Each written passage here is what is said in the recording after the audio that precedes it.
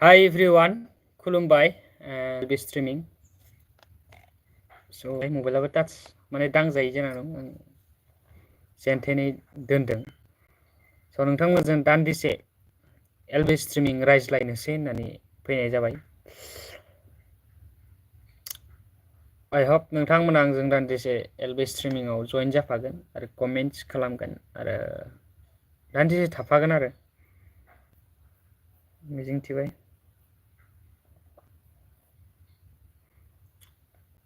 अन्नानै बे LB streaming खौ लाइक खालामनानै हो, शेयार खालामनानै हो।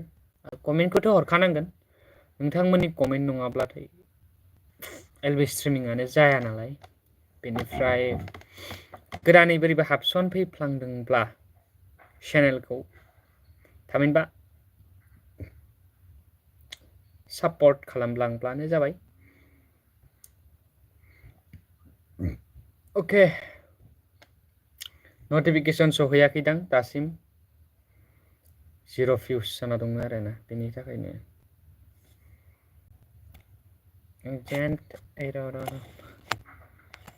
मबाइलखौ जेन थेन दोननानै आं लाइभ होदों।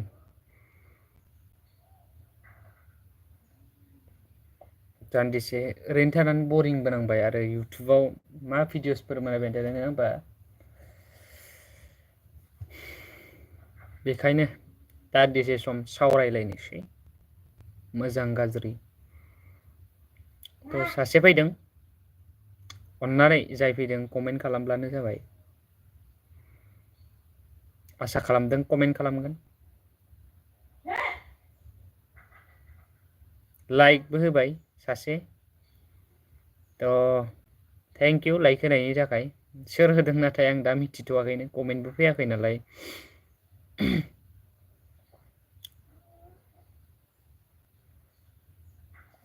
चार्ज हाबदों के हाबदों दे।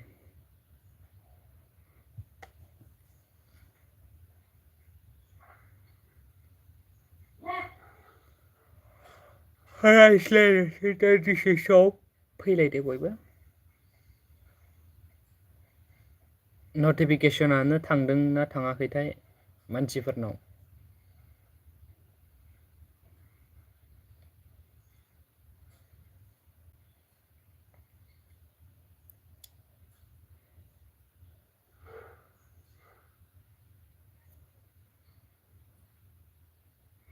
मनो चेनेलफोरा लाइभ होबाथाय बेनिफिट जाया दै बेखौ आं बुंखायो। लाइभ होबाथाय बेनिफिट गैया। भिडिअ आपल'ड खालामनानै भिउस लाबोनो हानायसो मोनसे टारगेट आरो मनो चेनेलफोरनिया। नाथाय जेब्ला वाच टाइम कमप्लिट जाया अब्ला माने मनो नंथ'यैया आरोना लाइभ होबाय थानांगौ अब्लाना थाबनो माने वाच टाइमा कमप्लिट जायो आरोखि। गोजांबाय माथो दे कमेन्ट खालाम।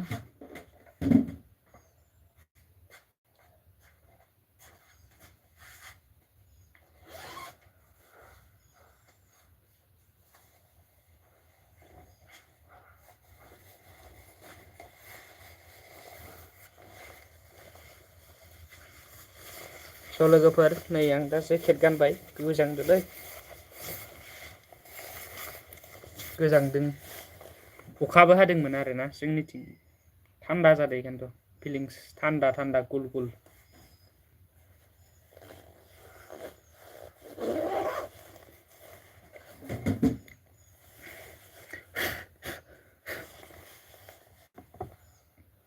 जिर' कमेन्टलै माथो दासिमबो।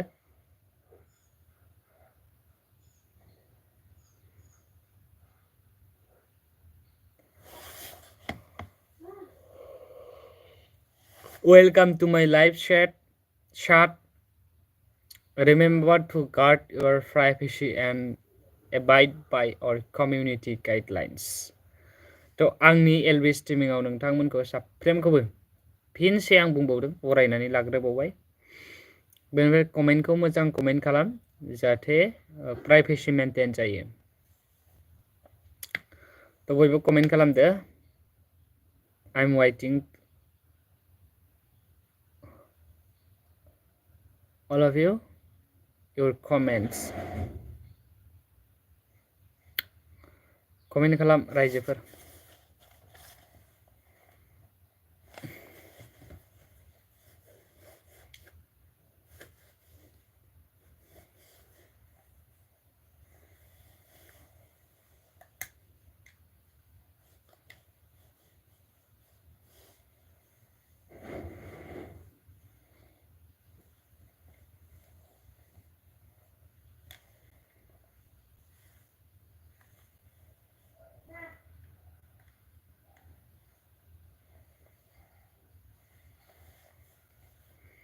कैसा देख रहा है अच्छा देख रहा है कि नहीं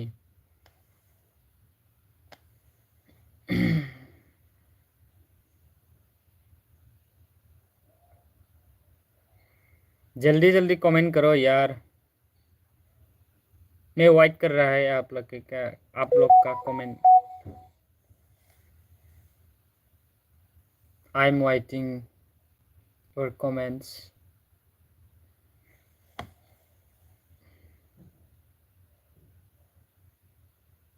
नायदों आरो थांफिनबाय दं माइनस हो गया है फ्यूज डाउन हो गया है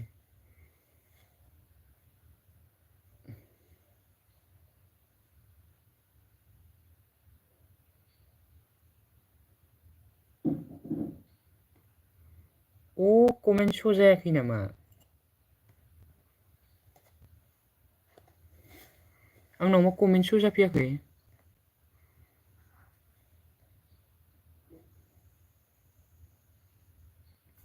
हैतसाला कमेन्टआनो दासो शो जाबाय नै आंना बाव थुना दोनजादोंमोनबा संसार दैमा लाइक दान बाबु थेंक यू खुलुमबाय संसार दैमा आदा नोंथाङा जि कमेन्ट खालामगासिनोमोन आं गोसोआवनो गैया माने ना मायावबा क्लिक खालामजाना दोनजादो जा कमेन्टआ शो जाफैयाखै आं सानगासिनो स्टिल वाचिं नायगासिनो मानसिफोरा नाथाय कमेन्टआनो फैयाखै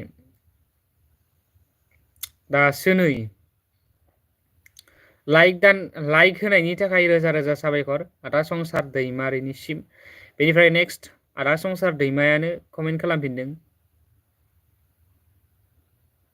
कमेन्ट शो जायाखै नामा कमेन्ट शो जामाराखैमोन दै दासो शो जाबाय नै बावबा थुना लानानै आं दासो बोरैबा नायसनफ्लांनानै कमेन्टआ शो जाबाय रोङाखै बे नों कमेन्ट शो जायाखै नोंनाव औ कमेन्टआ शो जामाराखैमोन दे सरि बिनि थाखाय गासैनिसिमबो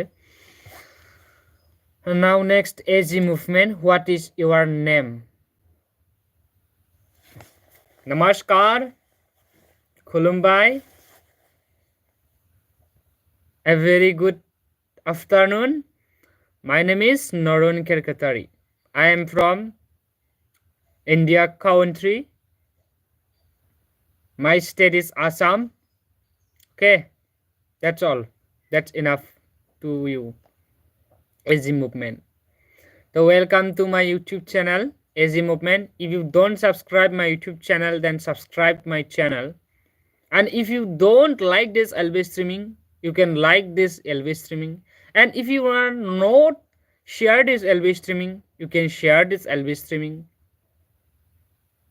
Okay, how are you, bro? And where are you from? And what is your full name? You can comment me. That means you can send a beautiful comment with your details. Now next संसार दैमारि आदायानो comment खालामदों अन होननानै रोजा रोजा साबायखर थाबाय आदानिसिम तो आसा खालामदों आदाया दान्दिसे सम आंजों आंनि एलबी स्ट्रीमिंआव थाफागोन थामहिनबा बाहागो लाफागोन आरो थाफागोन माने आं जि टाइमाव एन्ड खालामगोन थामहिनबा एलबी स्ट्रीमिंखौ दोनगोन बे समसिमबो थाफागोन होननानै मिजिंथिबाय न'जों नायगासिनो दङ दासायाव नाथाय रावनिबो कमेन्टआनो फैयाखै दै दा आंनि चेनेलाव भिउसआ फैयो लाइभ होबाथाय नाथाय कमेन्ट बांसिनानो फैया आरोना खम जायो कमेन्टआ नों दाबो 6 जन नायदों सानै कमेन्ट होदों अब्ला साननानै नायदो नोङो 30% जाल' आंनाव एक्टिभ कमेन्ट खालामो आरोना ओमफ्राय ओरैनो नायबाय थायो बुजिला आरोखि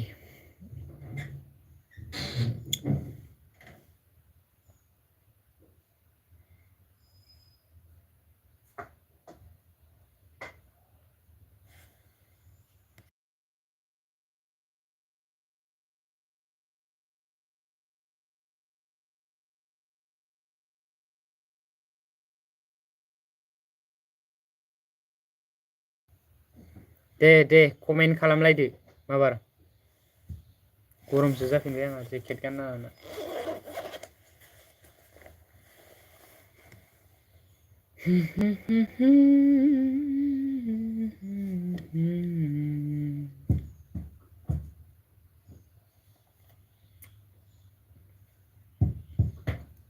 लाइकआ मोननै सफैबाय सोर लाइक होबावखो हेय नटिफिकेशन फैलाबाय थायोलै ओरैनो जेनथेन दोनदों फनखौ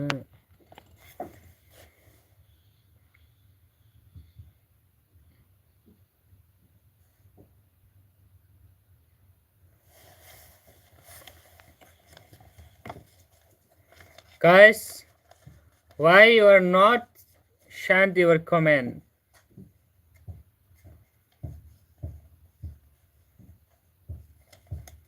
Typing खालामनो बायो नामालै नोंसोरलाय मबाइलखौ कमेन्ट टाइप खालामनांगौब्रा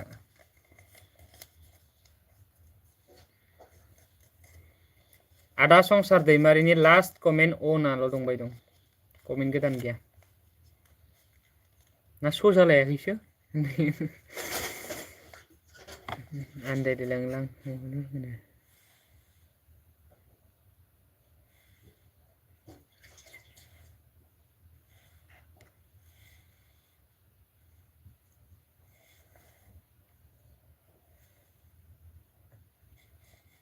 एमबियाबो 90% थांबायलै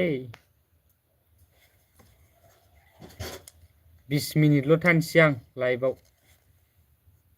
12 मिनिट जाबायानो 8 मिनिट थाबावनोसै दै 6 जन नायबाय दं 7 नायबाय दं कमेन्ट गैया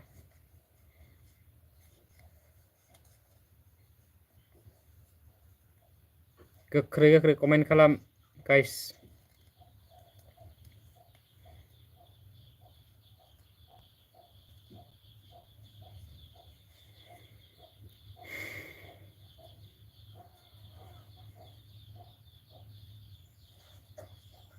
सानै still 2 people are watching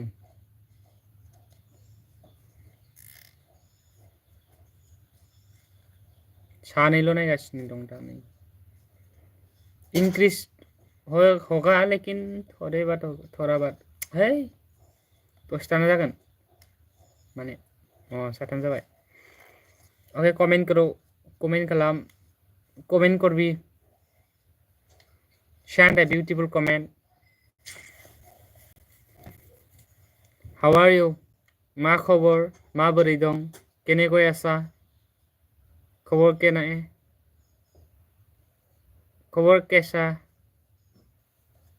अच्छा है ना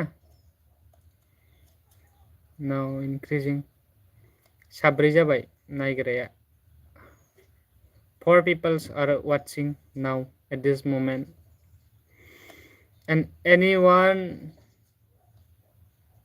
will not send comment रावबो कमेन्ट हराखै 6 जन जानाय नायनाया कमेन्ट गैया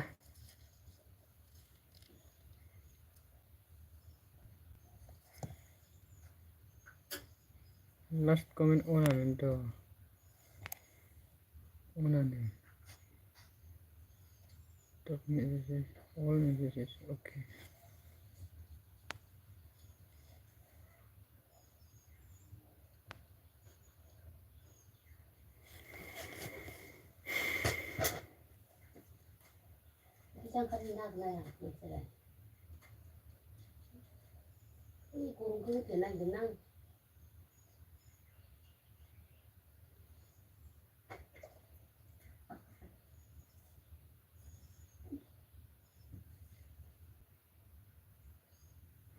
दसजन नायबाय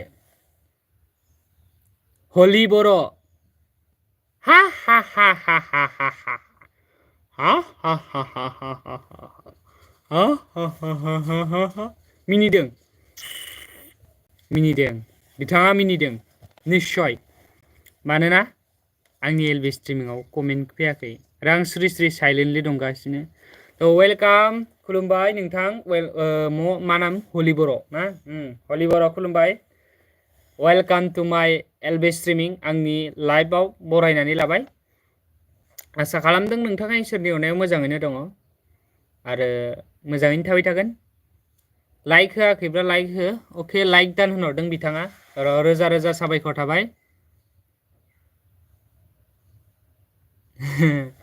रोजा रोजा साबायखर थाबाय आंनि एलबी स्ट्रीमिंआव दान्दिसे समब्लाबो नुजाफैनानै मोनसे कमेन्ट फिसाब्लाबो हरनानै एसेब्लाबो हेल्प खालामनायनि थाखाय अके नङाब्ला आं सिरि सिरि थाबाय थायो नालाय अके नाउ नेक्स्ट बेखायनो आं नोंखौ मिनिबाय ब्र अके ब्र रोजा रोजा साबायखर थाबाय मिनिनायनि थाखाय because there is no comment still watching only just नायगासिनोल' थायो नाथाय कमेन्ट हरा माने टाइपिं खालामनो रोङा आरोखि ना आंनि भिउवार्सफोरा गाज्रि मोनना दे ओरैनोसो होनदो जास्ट फर फान ब्र नट ब्र अल दोज हु आर स्टिल वाचिं जास्ट मा होनोमोनलाय जास्ट मा होनो इन्टारटेनमेन्ट मोसादो दे ब्र है मोसानो रोङालै आं मोसानो रोङा दै बक्स गैयाबाथ' मोसानो रोंखाथारा नङाबा ओरैनो बारल'नो हागौमोन नाथाय दा साउन्ड गैयाना मिउजिक सिस्टेम मबाइला आंना गंसेल' बेजोंनो दा एलबि बाय दं दा बोरै बेकग्राउन्ड मिउजिक दामजायाना नङाबालाय मोसानो हागौमोनलाय नायखौ माबोरै होथेबावगोन दा आङो बेरें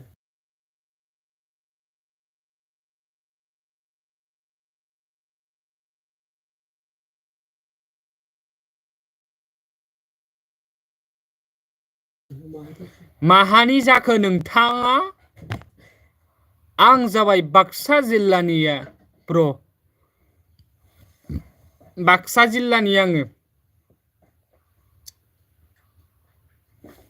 नोंथाङालाय माहानिथो माहायनि अके माहायनि नोंथाङा माहायनिथो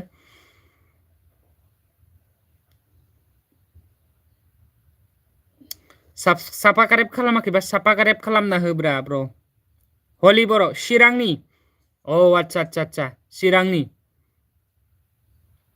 चिरांनि आरोखि ना मस्ट वेलकाम आंनि एलबी स्ट्रीमिंआव चिरांनिबो मानसि नायलायो थ' थेंक इउ बेनिफ्राय नेक्स्ट राजु सरगिरि दा बहा दं ब्र now I am at my हम स्वीट हम थ' आं बे समाव आंनि न'आवनो दङ माने आं जेराव थायो आरो दिनैथ' कलेज बन्द दिनै मा दिबस मोनथाय लासित नङा मायबा दिबसमोन दिनै बावबाय आं जिखुनु जाया गाबोन कलेज दं दिनै कलेज गैयैखाय सुटि मोनदो बिरादनो हलि बर' बिथाङा मा कमेन्ट खालामदों आं सानदों नोंथांखौ क'क्राझारनि आय क'क्राझाराव बर' गैयाब्रा ब्र जोंनि बाक्सायावबो बर' दं चिराङावबो दं अदालगुरियावबो दं ओमफ्राय मा होनो तामुलपुर डिस्ट्रिक्टआव दं बिश्वनाथ सारियाली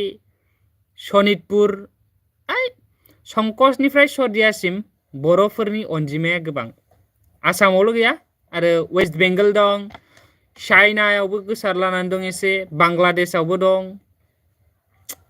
नोंथाङा आंखौ क'क्राझारनि सानदोंमोन आं क'क्राझारनि नङा क'क्राझारनिफोरखौ माबायदि सिनायो मोखांफोरखौ आंखौ बाक्सानि होनना सिनायगोन ना सिनाया ब्र एसे खोथा हरलाय थ' जायफ्रा दासिम नायगासिनो दङ साथाम नायदों बे समाव रोजा रोजा साबायखर जायफोरा नायगासिनो दङ हा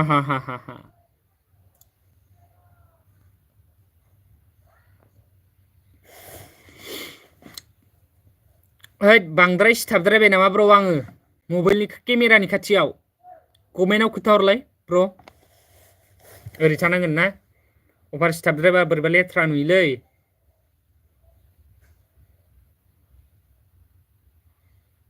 दे कमेन्ट खालामदो श्री मा मिनिहरबाय थाखो सुपार चाटफोर हरब्रा ब्र अननानै मा लोगोखौनो अनथ्राब्रा नोंसोरलाय लोगोसोना जोंबो नङा होमबा हे दोस्ती ओमफ्राय माबायदिमोन हम नहीं तोड़ेंगे होननाया नंगौना नङा जों दोस्ती गोसो थोआ सानदोंमोन आं नोंखौनो मोजां मोना नंदोंमोन आंबो नोंखौनो सिगाङावथ' जोंलाय सानैजों बेस्ट फ्रेन्डसो जालायलायदोंमोन गिबियावथ' जोङोलाय सानैजों बेस्टिसो जालायलायदोंमोन गोसो थोआ सानदोंमोन आं नोंखौनो नङा होमबा हम सब भी दोस्त थे जों गासैबो लोगो गोजा बे मुलुगाव नुनाय मानि गेदेर उन्दै गासैबो जोङो मानसि माहारि नङा होमबा थ' बेनोसै आं आरो मा बुंबावनो आं आरो माबा मोनसे टपिक लानानै फैयाखै नङाना बे एलबिखौ थामहिनबा बे लाइभखौ स' नोंथांमोना कमेन्ट खालामदों आं रिप्लाइ होगोन अके दे कमेन्ट खालामदो जायफ्रा लाइक होआखै लाइक होदो साबा नायगासिनो दङ नाथाय लाइकआ 3 स' लाइक होनानै ला लाइभखौ ओरै डाबल टेप खनसे खालामना हो होमबानो लाइक जाहैगोन आंनाव 90%नि खेबनै मेसेज फैबाय दै